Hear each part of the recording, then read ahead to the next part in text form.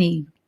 Ela fala, né, da emoção, né? Ela perdeu o pai já há 1 ano e 9 meses e que, assim, o pai era um herói para ela, né? E que no início ela sonhava muito com ele, né? Mas com o tempo isso foi deixando de existir desses sonhos.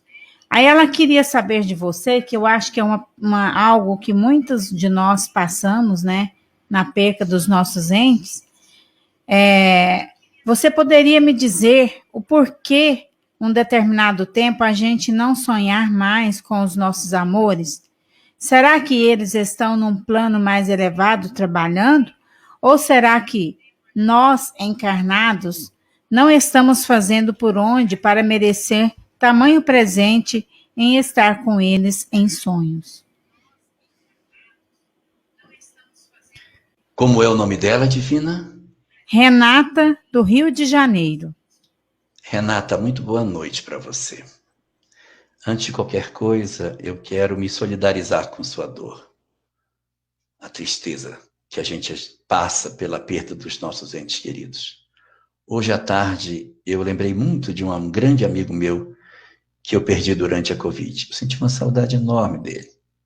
Muita. E eu não era meu pai, mas era um amigo muito especial.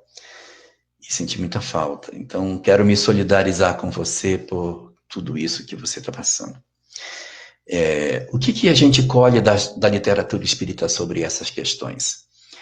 É muito importante a gente entender que a vida verdadeira não é a vida do corpo, a vida verdadeira é a vida espiritual.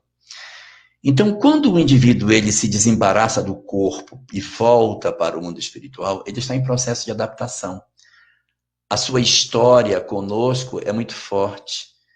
As preocupações com a vida terrena, elas são muito significativas.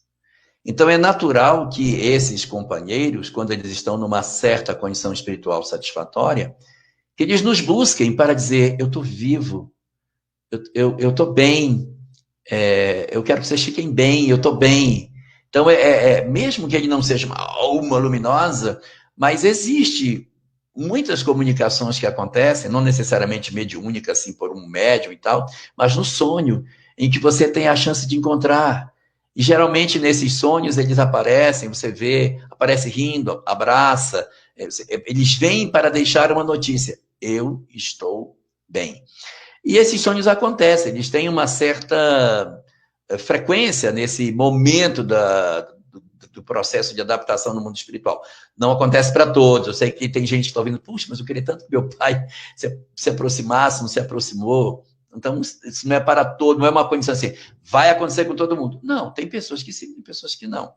Mas isso é muito comum, das pessoas desencarnarem e manterem uma certa conexão com os familiares pelos apelos, pelos conflitos, pelas emoções que eles têm.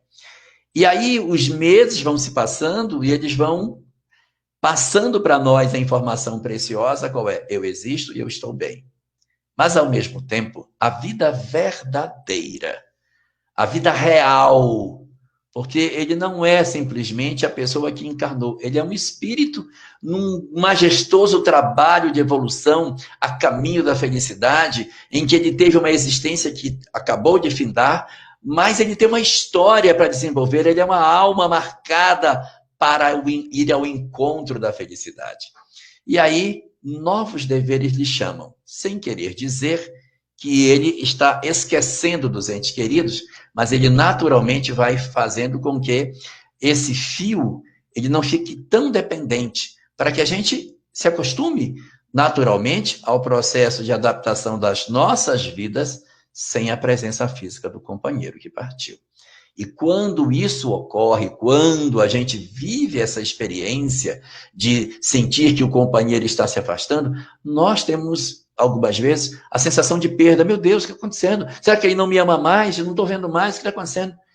É o processo natural da gente reconstruir a nossa história para que ele não fique sendo uma sombra permanente dentro da família, ele aceitar a condição nova, a possibilidade de nós assumirmos os compromissos que são naturais da existência, a gente se reconstruir, ser resiliente, se reconstruir após o golpe, e, ao mesmo tempo, permitir a esse companheiro que ele retome a sua história de vida. Isso, porém, Não significa que ele vai romper o laço em definitivo. Ele deverá visitar a casa com razoável frequência, não necessariamente se manifestando, mas cada vez mais substituindo o sentimento de amor de pai pelo amor de irmão por aquele grupo familiar, tal como André Luiz se autodefine no primeiro capítulo do livro Os Mensageiros, aonde ele assevera que, até no livro Nosso Lar, ele, quando visitava o lar, ele se sentia pai, se sentia marido, ele se sentia como o encarnado desencarnado. Mas o tempo foi fazendo com que eu refletisse meus conceitos. E hoje, quando visito, já não me vejo mais como pai. Me vejo como o grande irmão de todos eles e passo a ter um amor diferente, um amor mais relacionado com o sentimento de universalidade desse afeto, e não mais naquela condição familiar, daquele laço, meu pai, meu filho, minha mulher, meus irmãos, não. Mas a ideia de que todos, indistintamente, são nossos irmãos a caminho dessa maravilhosa felicidade que Deus quer nos oportunizar.